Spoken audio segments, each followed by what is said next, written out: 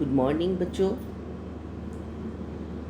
कल हम सामाजिक अनुसंधान क्या है, उसका अर्थ क्या है, इसके बारे में चर्चा कर चुके हैं। आज हम उसी चैप्टर को आगे लेते हुए कि सामाजिक अनुसंधान कितने प्रकार से किया जाता है, सामाजिक अनुसंधान कितने प्रकार का होता है, इस बात पर चर्चा करेंगे।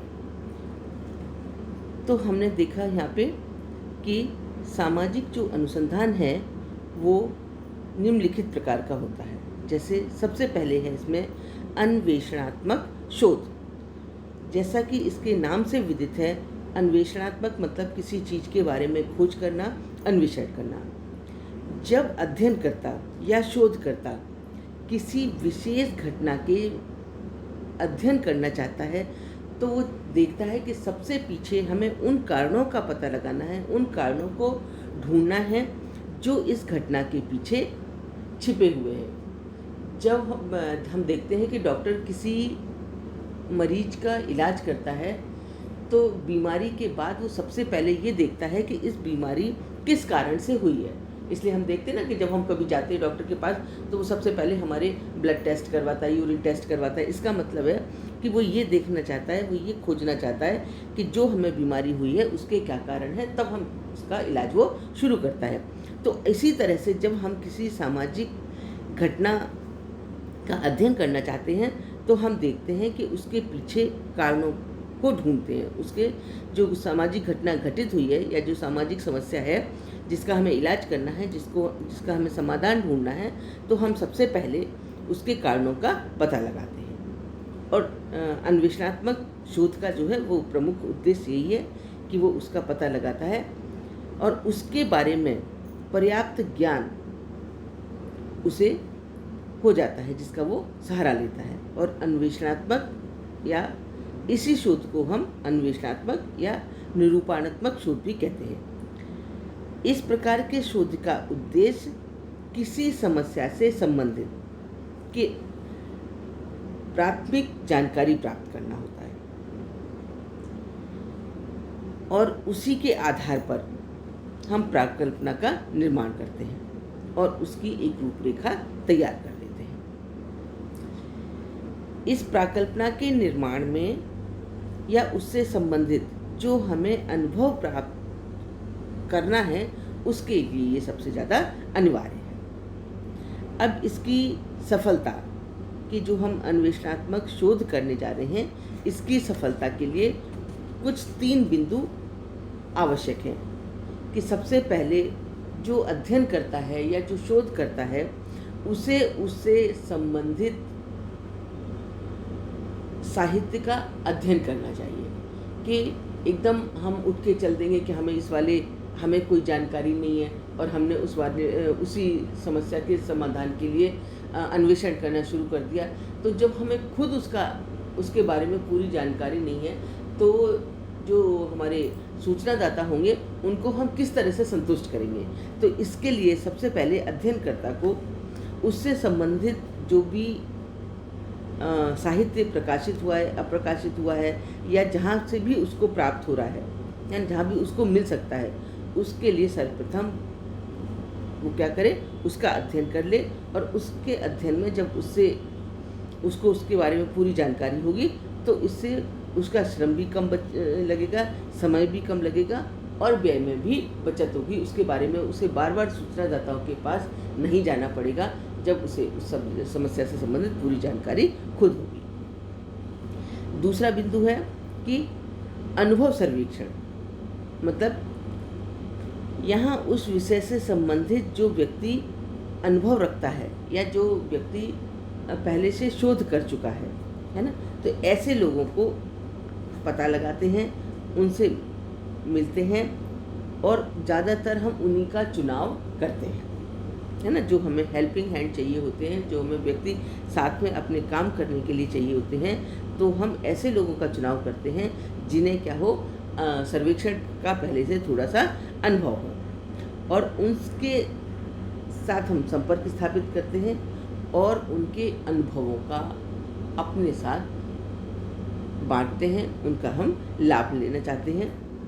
तो इस प्रकार के शोध में कभी कभी क्या होती है कुछ लोगों की शिक्षा का अभाव रहता है और जो साधनों की सीमितता है, मतलब साधन बहुत सीमित होते हैं, तो कुछ और ऐसे व्यक्ति होते हैं जिन्हें इसका अनुभव प्राप्त हो, तो उस व्यक्ति को साथ में लेते हुए हम ऐसा जो है अन्वेषण करते हैं, सर्वेक्षण करते हैं। तीसरी बिंदु है कि हमें सही अन्वेषण करने के लिए, सही सर्वेक्षण करने के लिए, सही तथ्यों का संकलन करने के लिए हमें सबसे मुख्य बिंदु जो पूरा सर्वेक्षण है वो हमारे सूचनादाताओं के इर्द गिर्द घूमता है, सूचनादाताओं के ऊपर निर्भर करता है। तो हमें सही सूचनादाताओं का चुनाव करना चाहिए। अगर हमारे सूचनादाता सही होंगे तो हमारा बहुत कुछ सर्वेक्षण उन्हीं के ऊपर निर्भर होता है और हमारे जो तथ्य निकल के आएंगे वो बहुत ही सही होंगे। जैसे हमें ऐसे सूचनादाताओं का चयन करना चाहिए जिसके विषय के संबंध में ऐसी महत्वपूर्ण जानकारी मिल सके जो अध्ययन के लिए कैसी हो, वास्तविकता प्रदान करे। सूचनादाताओं का चुनाव प्रत्यक्ष और अप्रत्यक्ष दोनों ही विधियों के द्वारा किया जाना चाहिए। जैसे यदि ग्राम पंचायत का अध्ययन करना है तो प्रत्यक्ष विधि के अंतर्गत सरपंचों, पंचों, ग्राम पंचायतों से संबंधित अधिकारी व कर्मचारियों से कुछ का चयन किया जाना चाहिए। और अगर हमें अप्रत्यक्ष विधि के अंतर्गत उन लोगों का चयन किया जाना चाहिए जो प्रत्यक्ष रूप से ग्राम पंचायत से संबंधित तो नहीं है, परंतु जिनके पास कुछ ऐसे महत्वपूर्ण जानकारी है। ऐसे व्यक्तियों में स्कूल अध्यापक या अन्य सरकारी कर्मचारियों से हमें मदद मिलनी चाहिए। तीसरी बिंदु है कि उपयुक्त प्रश्न, मतलब जब भी हम सूचनादाताओं का चयन करें, सूचनादाताओं से संपर्क करें, सूचनादाताओं से उस समस्या के बारे में समाधान के लिए प्रश्न पूछें, तो वो बिल्कुल उपयुक्त हो, है ना। वो हमारे अन्वेषण से संबंधित हो, हमारे सूचना जो हम सर्वेक्षण करने जा रहे हैं उससे संबंधित हों।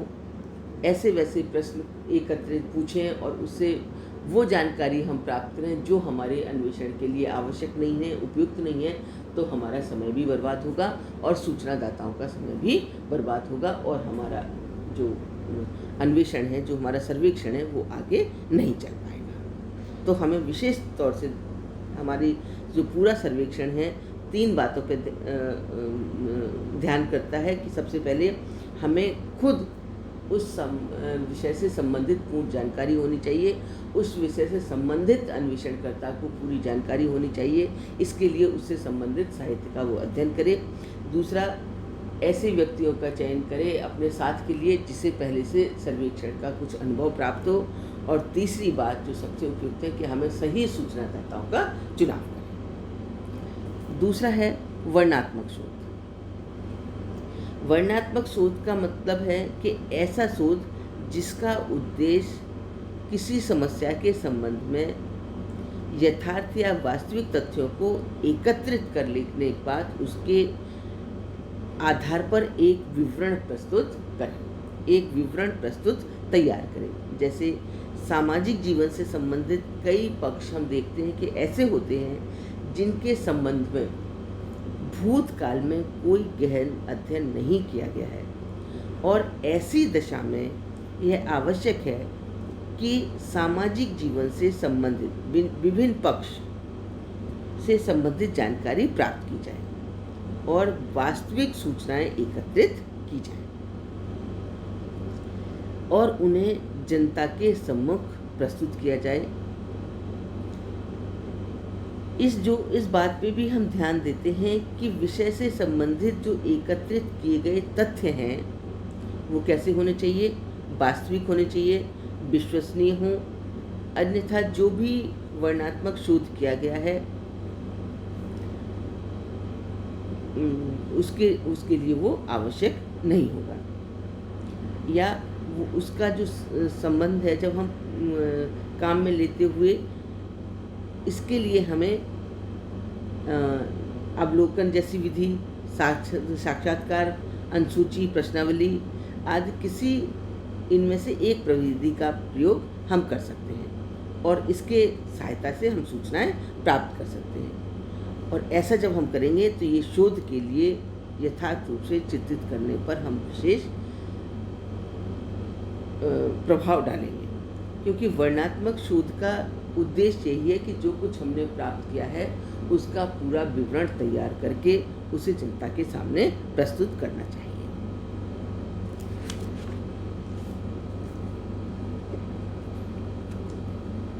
तीसरा है हमारा परीक्षणात्मक शोध। परीक्षणात्मक शोध, जैसा कि इसके नाम से भी हमें पता चल रहा है कि किसी चीज़ का परीक्षण करना, मतलब परीक्षण करने के लिए हमें क्या करना पड़ेगा, प्रयोग करना पड़ेगा। तो इसका दूसरा नाम इसका प्रयोगात्मक शोध भी है। इस प्रयोगात्मक शोध या व्याख्यात्मक शोध के नाम से भी हम इसे जानते हैं। समाज शास्त्र में शोध में परीक्षणात्मक प्रश्न रचना की अवधारणा नियंत्रण की दशाओं के अंतर्गत अवलोकन द्वारा मान्य संबंधों के अध्ययन की ओर संकेत करता है। जिस प्रकार भौतिक विज्ञानों में विषय को नियंत्रित अवस्था में रखकर, मतलब किसी अवस्था को नियंत्रित करके उसका अध्ययन किया जाता है, उसी प्रकार नियंत्रित अवस्थाओं में अवलोकन परीक्षण के द्वारा सामाजिक घटनाओं का अध्ययन भी किया जाता है। उसे ही हम परीक्षणात्मक शोध कहते हैं। इस प्रकार के शोध में सामाजिक घटनाओं या कुछ दशाओं को नियंत्रित कर लिया जाता है और शेष चरों पर उन्हीं परिस्थितियों के प्रभाव का पता लगाया जाता है। इस प्रकार के शोध के द्वारा ये ज्ञात किया जाता है कि किसी समूह, समुदाय, सामाजिक तथ्य, सामाजिक घटना आदि का किसी नवीन परिस्थिति पर कितना प्रभाव पड़ा है।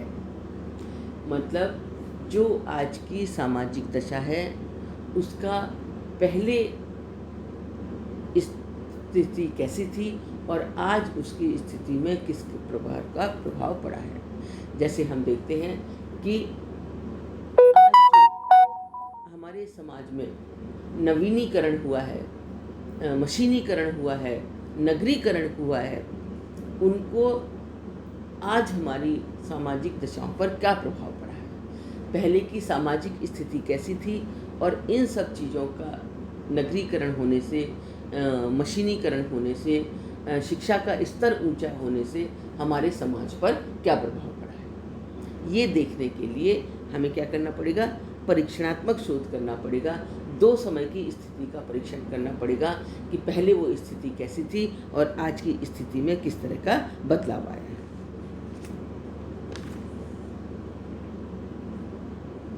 तो इस शोध का अध्ययन करने की, इस परीक्षणात्मक शोध का अध्ययन करने के लिए हमें दो स्थितियों का अध्ययन करना पड़ता है, जिसमें पहला है पश्चात परीक्षण। मतलब इसमें सर्वप्रथम समान विशेषताओं एवं प्रकृति वाले दो समूह का हम चुनाव करते हैं, है ना। इनमें से एक समूह नियंत्रित समूह और दूसरा समूह परीक्षणात्मक समूह कहलाता है। कि एक समूह का हम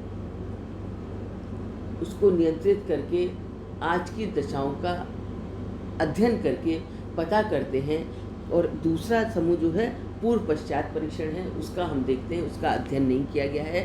तो दोनों की स्थितियों में, दोनों के सामाजिक स्तर में, दोनों के शैक्षिक स्तर में क्या अंतर है। जो अन्वेषणात्मक शोध है उसकी यही है कि सामाजिक आज की वर्तमान परिस्थितियों को देखा जाता है कि ये किस तरह से एक दूसरे को प्रभावित कर रहा है। तीसरा है विशुद्ध शोध। विशुद्ध अनुसंधान का मतलब है व्यवहारिक उपयोगिता की दृष्टि में रखकर नहीं किया जाता, बल्कि किसी समस्या के कारणों को ढूंढ निकालना और उनका हल प्रस्तुत करना ही विशुद्ध शोध का मुख्य उद्देश्य है। विशुद्ध शोध तो ज्ञान के लिए ज्ञान, मतलब ज्ञान के लिए ज्ञान को लक्ष्य में रखकर हम आगे बढ़ते हैं। जब किसी घटना की खोज ज्ञान प्राप्ति हेतु की जाए तो वह भी वैज्ञानिक तटस्थता वस्तुनिष्ठता बनाए रखकर ही उसे विशुद्ध मौलिक या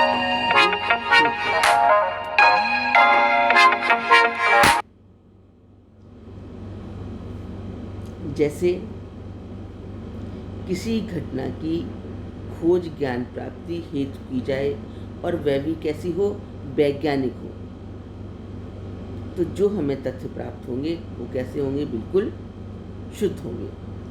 तो इस प्रकार के शोध कार्य में हम नीति निर्धारण या उपयोगिता का दृष्टिकोण सम्मिलित नहीं होता, बल्कि क्या होता है, विशुद्ध शोध का लक्ष्य जो है किसी समस्या को हल करना या किसी आवश्यकताओं की पूर्ति नहीं करना है, बल्कि ज्ञान की प्राप्ति करना है। जो हमारे पास मौजूदा ज्ञान है उसमें वृद्धि करनी है और पुराने ज्ञान का शुद्धिकरण करना है। जैसे किसी सत्य की खोज किसी रहस्य को जानने के लिए इसी दृष्टि से एवं निरंतर जब व्यक्ति प्रयत्नशील रहता है तो ज्ञान की जो हमारे पास पहले से ज्ञान है उस मौजूदा ज्ञान में बढ़ोतरी होती है और ज़्यादा ज्ञान को अर्जन करते हैं। नेक्स्ट है व्यवहारिक शोध।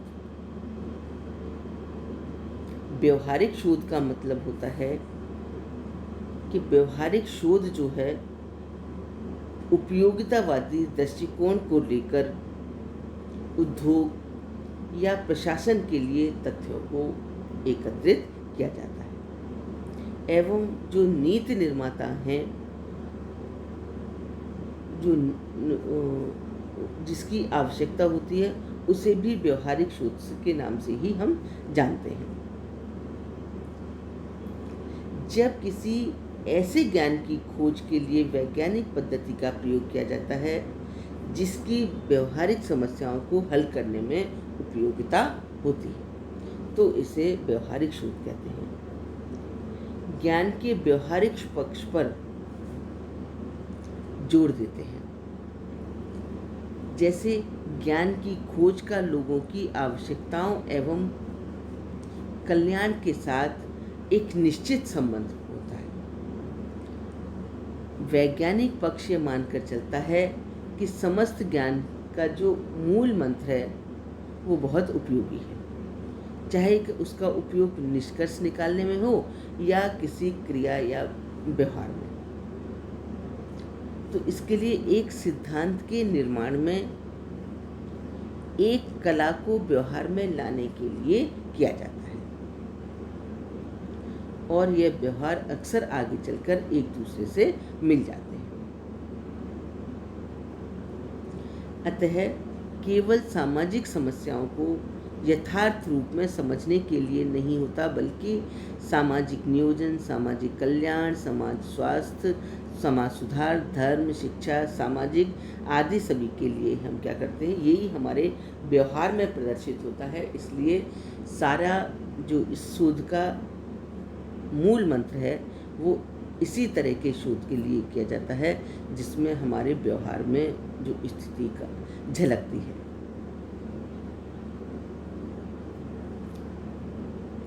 नेक्स्ट है क्रियात्मक शोध। क्रियात्मक शोध को व्यवहारिक शोध का ही एक रूप माना जाता है क्योंकि इसका संबंध भी शोध द्वारा ज्ञान प्राप्त के व्यवहारिक उपयोग के लिए किया जाता है। अब से करीब 30-40 वर्ष पूर्व क्रियात्मक शोध का प्रारंभ सबसे पहले अमेरिका में हुआ था। जो कोलियर, लेविन एवं स्टेफन एक कोरी ने क्रियात्मक शोध नामक अवधारणा को मूर्त रूप देने का प्रयास किया। इन लोगों की मान्यता थी कि क्रियात्मक शोध के माध्यम से सामाजिक संबंधों को ज़्यादा अच्छा बनाया जा सकता है।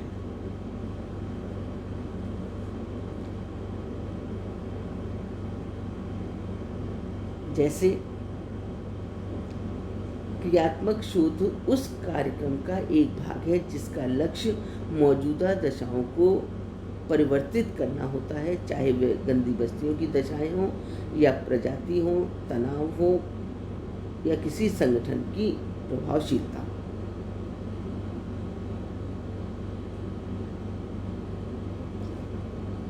ऐसे शोध में हम सिर्फ शोध करके उसे कागज़ों में या किताबों में बंद नहीं करते, बल्कि क्रियात्मक दशाओं को देखते हैं, लोगों के कार्य करने की शैली को देखते हैं, लोगों की कार्य करने के तरीकों को देखते हैं। जैसे आज हमारा जो सामाजिक स्तर है, आज जो हमारे कार्य करने की स्थिति है, और इससे 30 वर्ष पूर्व, 40 वर्ष पूर्व की पहले लोगों की कार्य करने की स्थिति, कार्य करने की दशा, कार्य करने का तरीका में देखें तो पर्याप्त अंतर देखने को मिलता है। आज हमारा बहुत ही मशीनीकरण है, शिक्षा का स्तर ऊंचा है, जिससे कि हम आज जो सारे कार्य हैं वो कंप्यूटर के द्वारा करते हैं, मशीनों के द्वारा करते हैं, और आज से 30 साल पहले यही सब कार्य हाथों के द्वारा और कागज़ों के अंदर किए जाते थे। तो जब इन चीज़ों का हमें कैसे पता लगा? जब हमने क्रियात्मक शोध के द्वारा इन चीज़ों का पता लगाया, इन स्थितियों का पता लगाया और शोध किया, तो जो कारण सामने निकल के आए वो क्रियात्मक शोध का परिणाम थे। अब आपका लास्ट है मूल्यांकनात्मक शोध।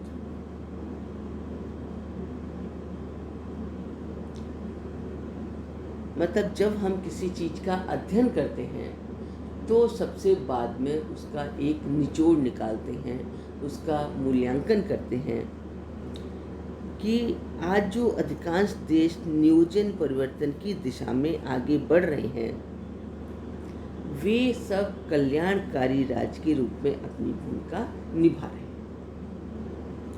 जो देश अपने लोगों को, जो परिवार अपने लोगों को, जो राष्ट्र अपने लोगों को खुशहाली के लिए विकास कार्यक्रमों पर बहुत अरबों खरबों रुपए खर्च कर रहे हैं, वे ये भी पता लगाना चाहते हैं, वे ये भी ज्ञात करना चाहते हैं कि आखिर इन कार्यक्रमों को हमारे समाज पर, समाज में रहने वाले लोगों पर क्या प्रभाव पड़ रहा है, जिनके लिए वे बनाए गए हैं।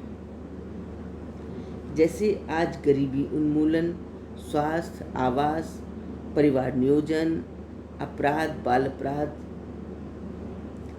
ग्रामीण विकास आदि के क्षेत्र में अनेक शोध कार्य चल रहे हैं, और इनका उद्देश्य है कि इन कार्यक्रमों की प्रभावशीलता का पता लगा सके, यह ज्ञात किया जा सके कि लक्ष्यों एवं परिणामों में कहाँ तक साम्यता है, कि जिन लक्ष्यों को लेकर, जिन कारणों को लेकर इनका अध्ययन किया जा रहा है, उनके परिणाम किस तरह के निकलेंगे, और जो परिणाम निकलेंगे वो किस प्रकार के होंगे। इस आधार पर हम मूल्यांकनात्मक शोध का अध्ययन करते हैं, प्रयोग करते हैं। तो इस प्रकार के शोध कार्यों के द्वारा किसी कार्यक्रम की, किसी योजना की सफलता असफलता का मूल्यांकन किया जाता है।